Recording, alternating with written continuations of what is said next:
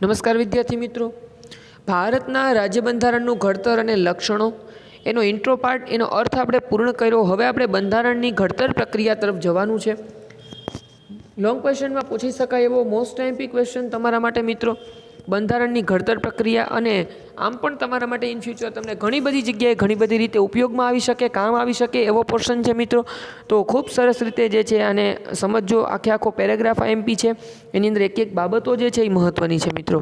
ચલો તો જોઈએ આપણને શું કહેવા માગે છે. આઝાદી પહેલાં બ્રિટિશ સરકાર દ્વારા 25મી માર્ચ 1946ના રોજ 3 સભ્યોના કેબિનેટ મિશનને ભારતની આઝાદીનો ઉકેલ શોધવાનું કાર્ય સોંપવામાં આવ્યું. મિત્રો, અંગ્રેજો જે છે એણે જે નીતિઓ અપનાવી હતી અને એનાથી જે પ્રજાની અંદર અસંતોષ ઊભો થયો અને પ્રજા જાગૃત બન્યા પછી અંગ્રેજોને જે છે એ સંપૂર્ણ ભારતનું હવે જે છે એ જે આપણે વાત કરી હતી અગાઉ કે ભાઈ 26મી જાન્યુઆરી જે છે એ દિવસની અંદર નક્કી થયું હતું લાહોરમાં રાવી નદીના કિનારે કે જ્યાં સુધી આપણને સ્વતંત્રતા ના મળે ત્યાં સુધી એને આપણે સ્વતંત્રતા દિવસ તરીકે ઉજવશું. ઓકે, એવી જ રીતના એની સાથે ઘણા બધા એવા મહત્ત્વપૂર્ણ સંકલ્પો ભારતની પ્રજાએ કર્યા અને ભારતના જે સપૂતો હતા, જે વીરો હતા, જે ક્રાંતિકારીઓ હતા, એણે આ સપનાને સાકાર કરવા માટે જે છે એ ખૂબ મોટા મોટા બલિદાનો આપ્યા છે. તો એ સમયે અંગ્રેજોની પરિસ્થિતિ એવી થઈ કે ભાઈ હવે તો સ્થાનિક સ્વરાજ્ય નહીં પણ સંપૂર્ણ સ્વરાજ્ય જોઈએ છીએ. પૂર્ણ સ્વરાજની માંગણી છે એ જે પૂરી કરવાની છે અંગ્રેજો પાસેથી. આપણે આપણું ભારત જે છે એ પાછું લેવાનું છે, પાછું મેળવવાનું છે. તો એટલા માટે અંગ્રેજોને જે છે એ સમજાઈ ગયું કે હવે જાજો સમય ભારતમાં રહી શકાય એમ નથી અને એટલા માટે ભારતની આઝાદીનો ઉકેલ શોધવા માટે કેબિનેટ કક્ષાના જે એના સભ્યો હતા એના સંસદમાંથી એમણે 3 સભ્યોને ભારતમાં મોકલ્યા અને ભારતને કઈ રીતે જે છે ઇન્ડિપેન્ડ કરવું એના માટેની તાજવીજ માટે મોકલ્યા છે. તેમણે બંધારણના ઘડતર અંગેનું માળખું ઘડવા માટે બંધારણ સભાની રચના કરી. બંધારણ ભારતને સ્વતંત્ર કરવું હોય તો એના માટેના સ્વતંત્ર કાયદાઓ જોઈએ, રૂલ્સ જોઈએ. કોઈ પણ દેશ કાયદા અને નિયમો વગર ચાલી ન શકે. તમે 8મા ધોરણમાં ભણી ગયા કે નાનકડી એવી રમત રમવા માટેના જો નિયમો હોય તો અવડા મોટા દેશનું શાસન ચલાવવા માટેના નિયમો ચોક્કસ રીતે હોવા જોઈએ મિત્રો. તો ભારતનું બંધારણનું ઘડતર, ભારતના કાયદાનું ઘડતર કઈ રીતે કરવું એના માટે પહેલાં તો માળખું તૈયાર કરવાનું છે, એક સ્ટ્રક્ચર, એક ફાઉન્ડેશન જે છે એ પ્રિપેર કરવાનું છે અને બંધારણની સભાની રચના કરવાની છે કે જો અવડું મોટું કાર્ય કરવાનું હોય, અવડા મોટા દેશને ચલાવવા માટેના જો નિયમોનું ઘડતર કરવાનું હોય તો એવા સમયે એની અંદર કોને આપણે લાયક ગણવા, કયા કયા વ્યક્તિને આ નિયમના ઘડતર માટેની જે સભા છે, જે સમિતિ છે એમાં ઇન્ક્લુડ કરવા, એની આખી જે છે પ્રોસેસ કરવાની છે મિત્રો. તો સૌથી પહેલાં તો ઘડતરના નિયમો માટેનું માળખું તૈયાર થશે અને એની અંદર કયા કયા વ્યક્તિઓને લેવા, એ સભાની અંદર કોને કોને આપણે ઇન્ક્લુડ કરવા, બરાબર, એની પણ અહીંયા જે છે એ એક ચર્ચા કરવામાં આવશે મિત્રો. કારણ કે અવડું મોટું કામ જે કરવાનું છે, કારણ કે આને વારંવાર બદલી નહીં શકાય. આ બંધારણનું જે ઘડતર થાય છે એ આજીવન રહેવાનું છે.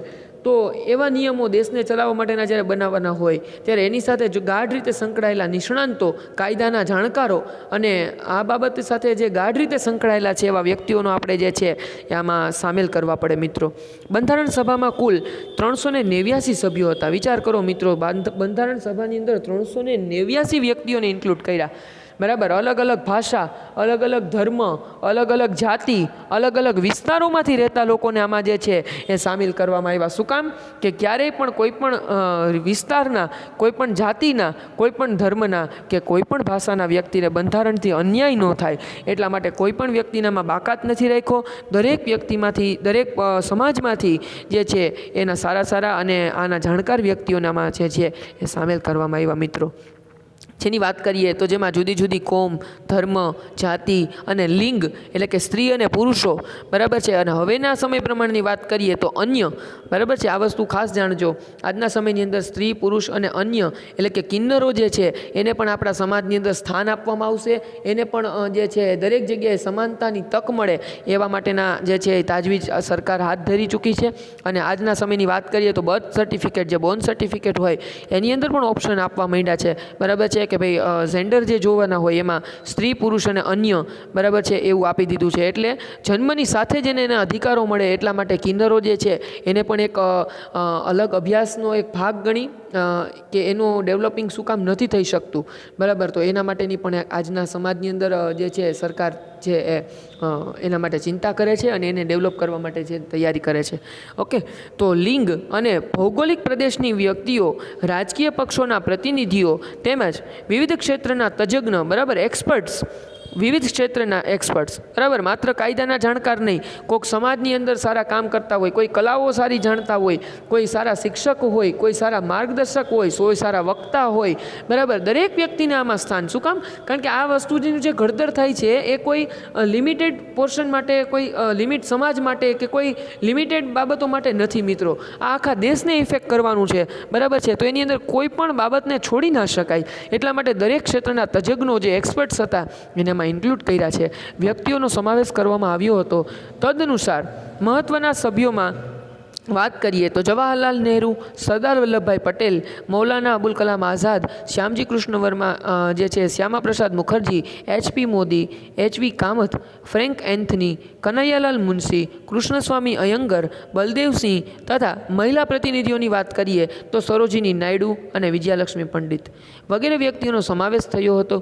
બંધારણ સભાના અધ્યક્ષ તરીકે ડૉક્ટર રાજેન્દ્ર પ્રસાદ જે છે એને નિયુક્ત કરવામાં આવ્યા મિત્રો. ડૉક્ટર રાજેન્દ્ર પ્રસાદ બંધારણ સભાના અધ્યક્ષ જે છે એ બનાવવામાં આવ્યા. જ્યારે બંધારણના મુસદ્દા એટલે કે ખરડા સમિતિના અધ્યક્ષ તરીકે ડૉક્ટર ભીમરાવ આંબેડકરને પસંદ કરવામાં આવ્યા છે મિત્રો. હવે બંધારણની મુસદ્દા એટલે કે ખરડા સમિતિ એટલે શું એની વાત કરીએ તો ખરડા સમિતિ વિશે તમે જાણો છો, ધોરણ 8ની અંદર ચેપ્ટર 8 જે છે તમારે પહેલા સેમમાં ભણવામાં આવતું ત્યારે તમને સમજાવ્યું છે સંસદ જે છે એના કાર્ય કેવી રીતના હોય છે, પાર્લામેન્ટની રચના કઈ રીતના થાય છે, કોઈ પણ ખરડો કાયદો કેવી રીતના બને છે, બરાબર, એની આખી પ્રોસેસ છે. એમ અહીંયા પણ દરખાસ્ત છે એ મૂકવામાં આવશે, પ્રપોઝલ મૂકવામાં આવશે, દરેક વ્યક્તિ પોતાના વિચારો રજૂ કરશે, પછી એના ઉપર ચર્ચાઓ થશે અને પછી એને સંમતિ આપી અને એને હકારાત્મક અથવા નકારાત્મક સ્વરૂપમાં સ્વીકારવામાં આવશે. એટલે કે પોઝિટિવ નેગેટિવ ગણી અને એને કાં તો માન્યતા આપવામાં આવશે કાં તો એને રદબાતલ કરવામાં આવશે.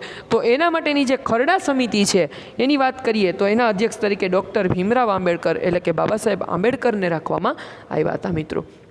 ત્યાર પછીની વાત કરીએ તો આ બંધારણ સભાએ તેમની કામગીરી 9મી ડિસેમ્બર 1946થી શરૂ કરી હતી. ક્યારથી? 9મી ડિસેમ્બર 1946. અંડરલાઇન કરજો મિત્રો. બંધારણ સભાએ પોતાની કામગીરી ક્યારથી શરૂ કરી? આવો પ્રશ્ન પૂછવામાં આવે તો 9મી જે છે ડિસેમ્બર 1946થી શરૂ કરી મિત્રો.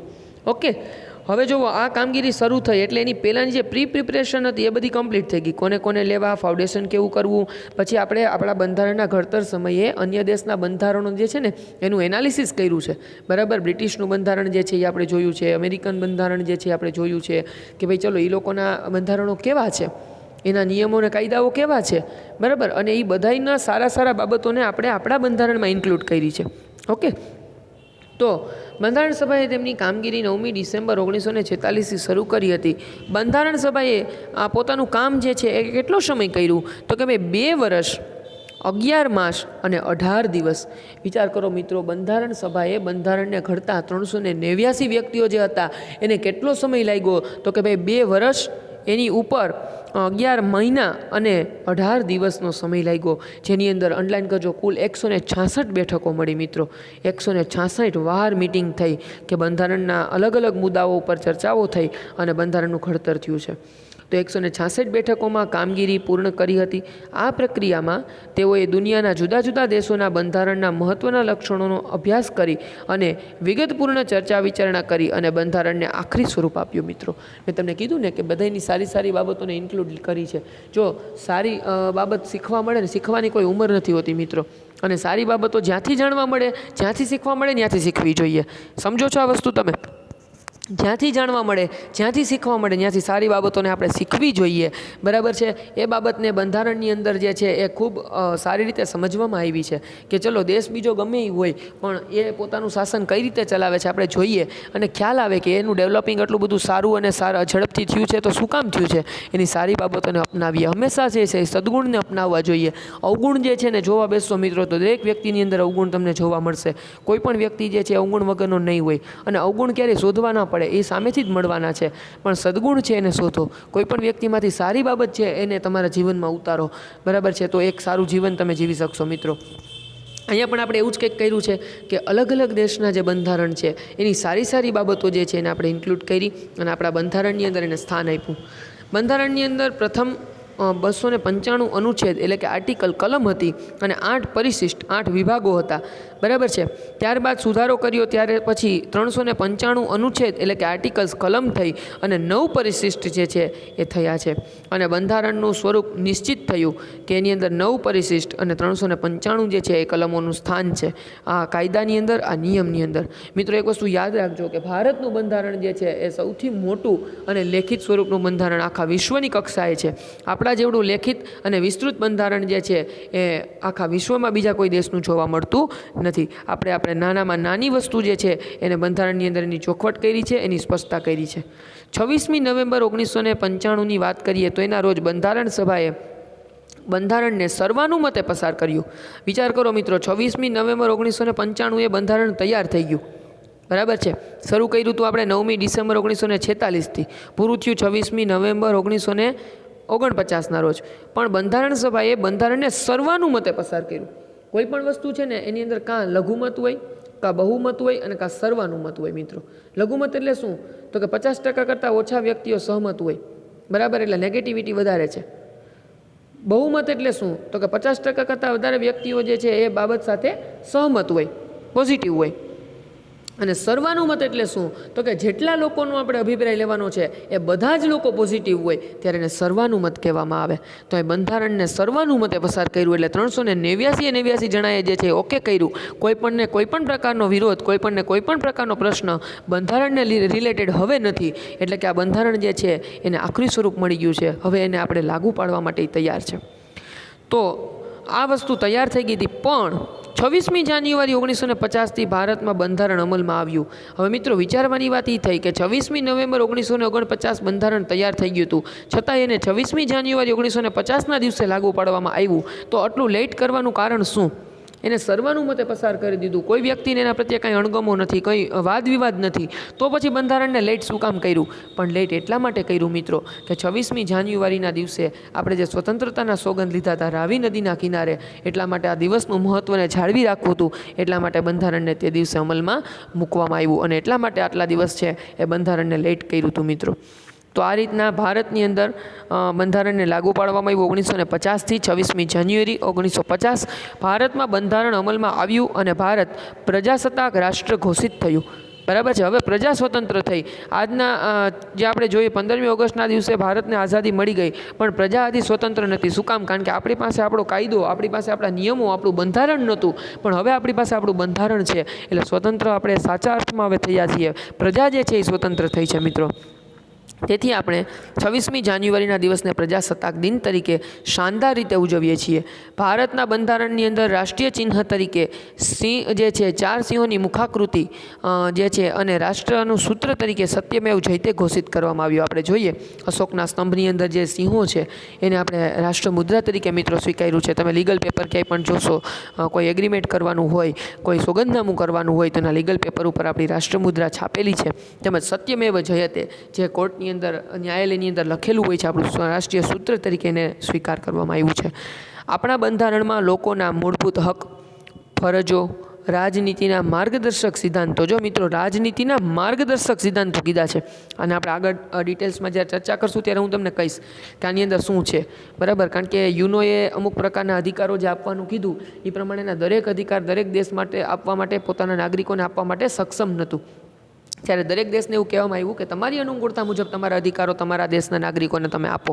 તો બાકીના ક્યાં ગયા? તો બાકીના બધા રાજનીતિના માર્ગદર્શક સિદ્ધાંતોમાં રાખ્યા કે જ્યારે તમારા દેશની અનુકૂળતા થાય, તમારો દેશ એના માટે કેપેબલ બને, ત્યારે તમારા નાગરિકોને તમે એ જે અધિકારો છે એ આપજો.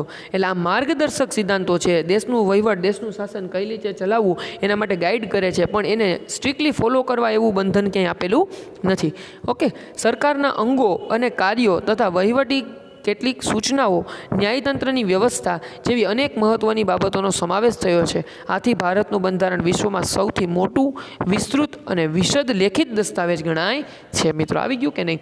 કે ભાઈ વિશ્વની કક્ષાએ જોઈએ તો સૌથી મોટું લેખિત, વિસ્તૃત અને વિશદ બંધારણ જો હોય તો એ ભારતનું છે. બીજા કોઈ અન્ય દેશ પાસે એવડું લેખિત, મોટું, વિશદ અને વિસ્તૃત બંધારણ છે એ કોઈ પાસે નથી મિત્રો. તો આ હતી બંધારણની પ્રક્રિયા જે ખૂબ સરસ રીતે આપણે જોઈ મિત્રો. એને વ્યવસ્થિત રીતે એકવાર રીડ કરજો, પાકો કરવાનો પ્રયત્ન કરજો. અને તમને એવો પ્રશ્ન પૂછાય કે ભારતની બંધારણ પ્રક્રિયા વિશે વિસ્તૃત માહિતી આપો, તો આખી પ્રક્રિયા જે છે એને ક્વેશ્ચનના આન્સરના ફોર્મમાં કઈ રીતે લખવું એને સમજી અને એનો પ્રશ્નનો જવાબ મોઢે લખવાનો પ્રયત્ન કરજો ફેરબુકમાં, જેથી કરીને પાકું પણ થઈ જાય અને વ્યવસ્થિત રીતે આપણને આવડી જાય. ઓકે, તો હવે પછીનો પોર્શન જે છે એ નેક્સ્ટ પીરિયડમાં આપણે આગળ વધારીશું. ખાસ કરીને એનું આમુખ આપણે ભણવાનું છે, બરાબર. એની અંદર ખૂબ મહત્ત્વની બાબતો, એના એક એક શબ્દ જે છે એ બંધારણની આપણને સમજ આપે છે મિત્રો, તો એ ખૂબ સરસ રીતે આપણે સમજશું. ત્યાં સુધી એક વખત એને રીડ કરજો, બંધારણ પ્રક્રિયાને પાકું કરજો. હવે પછીનો પોર્શન જે છે આપણે નેક્સ્ટ લેક્ચરની અંદર આગળ વધારીશું.